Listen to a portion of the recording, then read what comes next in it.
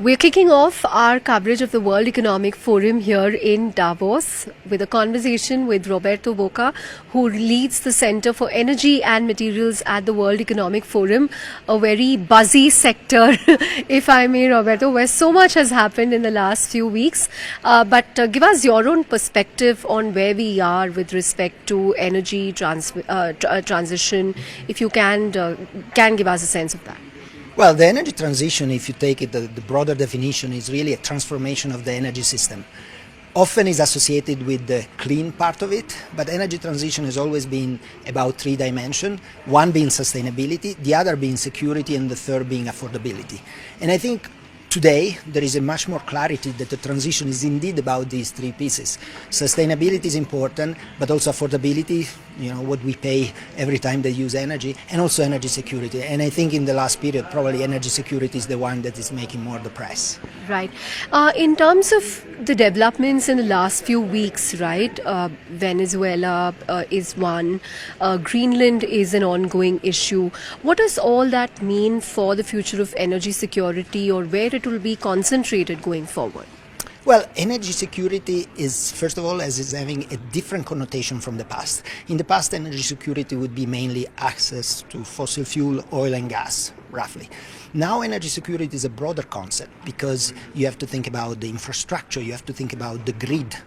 There is a big electrification ongoing. We use more electrons. So there is an infrastructure, there is the cyber resilience that you have to build, and the piece of material, the element of the materials that are needed for the energy transition is coming into play. The good news is that there are today many more ways of providing energy to the world.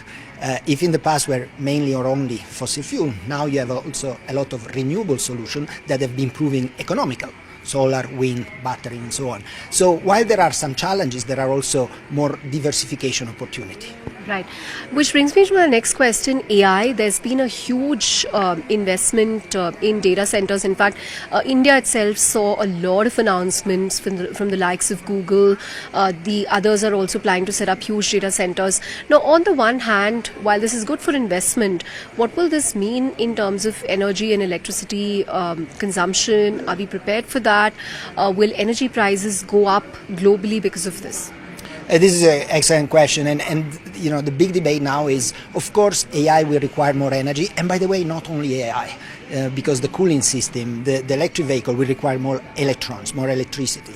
But on the other side, the question is what AI can do for the energy system, optimizing. So one thing that we start seeing is the convergence of the energy technology and the digital technology, and the convergence of the two, where AI plays, can play a critical role really in optimizing the system and bringing more efficiency to the system. So this is really what we are going to see in the next few years. Yes, more demand on one side, and by the way, not only on AI, but also AI and digitalization will allow more optimization of the system that will go the other way in reducing the consumption. Right. Which also brings me to the next question on nuclear power. Google, interestingly, recently announced investments in nuclear. A lot of companies increasingly are looking to do that as they step up investments in data centers. Are we going to see an inflection point as far as nuclear power is concerned? It's an excellent question. We are having a lot of sessions during this Davos on nuclear or related to nuclear. And what you are pointing out is the critical element. Today, there is private capital in the nuclear sector. In the past, was mainly a state-led industry, if you like. Now there is a lot of private capital because there is the need for these electron and stable electrons that allow to power the AI system, and as I was saying, not only. So is it an inflection point? I don't know. It's too early to say. But we have here, for example, session all the way from fusion to consider the current technology evolution, the SMR, so the small modular reactor. So there are really a number of technologies that are being developed and being invested in that are giving a lot of hope. And we'll see how quickly they will come to the market. Right. If you look at India's power sector, the Ministry of Power recently said that it's achieved two key milestones, that as of 30th September 2025, the country's total installed electricity capacity surpassed 500 gigawatts, and that almost half of this actually came from renewable energy sources. And they are confident that in the next few years, almost more than this will come from non-fossil fuels, meeting the COP26 goals. So take us through where you see India in the whole energy transition. Well, India has a very ambitious plan, and as you just pointed out, is already achieving some of the key milestones in it, and even earlier than planned. I think the other things India is also doing is working on the clean fuels, because we all talk about the renewable on the electricity side, but you have also the clean fuel side, so the molecule that will still be needed. So in the future, we'll still need fuels. And the cleaner they are, the better. So India actually, during a couple of years ago, launched the Global Biofuel Alliance in the context of the Clean Energy Ministerial. And so I think when we look at the energy transformation, we have to look at how the electrons, and you pointed out how much is already been done, but also at the fuel side, so the clean molecule side. Right. The Global Risks Report highlighted geoeconomic confrontation as a top risk. So how vulnerable is the global energy system to trade barriers and resource nationalization?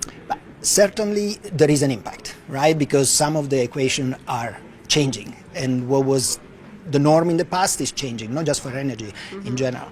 The trade system also have got used to adapt, continuously adapt, so I think this will happen. The good news is that there are more opportunity in the energy system because there are more sources of supply, no more only fossil fuel. You have proven economically solution in the electric space as solar, wind, but also all the system around it, the batteries, the electric vehicle. So this is really, there is more diversification opportunity that is giving a country opportunity to work on the trade in different way than in the past. Critical minerals are also emerging as a strategic battleground. So what's going to happen there?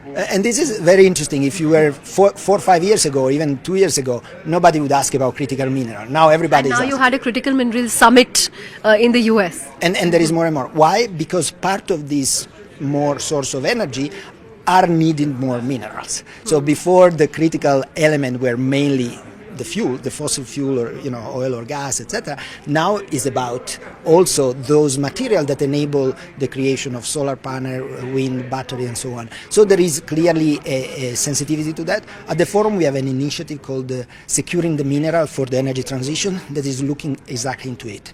Let's understand the granularity of the challenge, and there are, as always, solutions that could be substitution and still trade. So I think this is a very important point on the agenda today, and I would put it in the context of a broader diversification of the energy mix. Right, I have to ask you about oil prices. What's going to happen to that with so much of heavy crude coming on the market from Venezuela? I used to work for an oil company, and the CEO at the time was saying, if I knew where it would be, I would be a billionaire. And so it's very difficult to say. The number looks like, because the economy is healthy, but is not going so fast in general, and there is quite a lot of production. People are saying that there is a lot of production and not so much demand, so the prices are in the place they are today. In the future will depend, but it's clear that if you like, the Venezuela putting more oil in the market is not going to do bad for the prices, so the prices can go down. Right. I also have to ask you, if these economic tensions or geopolitical tensions intensify over the next year, what impact is it going to have on energy going forward? But there is certainly the need for every country to think at energy security as a national priority. Right? So you want to be secure that you have enough sources of energy, and this is a diversification in terms of countries where you source the energy, but also of type of energy you use. Some you will develop internally because you might not have oil, but you have bio solution, or you have solar endowment, and so I think the implication are this, is the fact that countries will have to build resilience in their energy system so that it's secure, and this is done through diversification both of source of energy, but also country where these source of energy are coming from. Great. Thank you so much for talking to us, Roberto. Before I wrap, one big trend for 2026. One big trend in the energy space. Yeah. Certainly is, we have proven that the number of technology in the renewable space are now economical, solar, wind, battery, etc. There is a number of other technology, hydrogen, carbon capture and storage, nuclear, and others that still need to be proven at economical level. And so I think the big trend will be to see how this technology will evolve and how quick will come to market. You were talking about nuclear before, Yeah. and also how the convergence of digital technology and energy technology will be fast. So this will be very interesting to look as a trend this year. Will energy technology and digital technology converge fast, or at which speed? Great. On that note, thank you very much for talking to us. Thank you very much. you.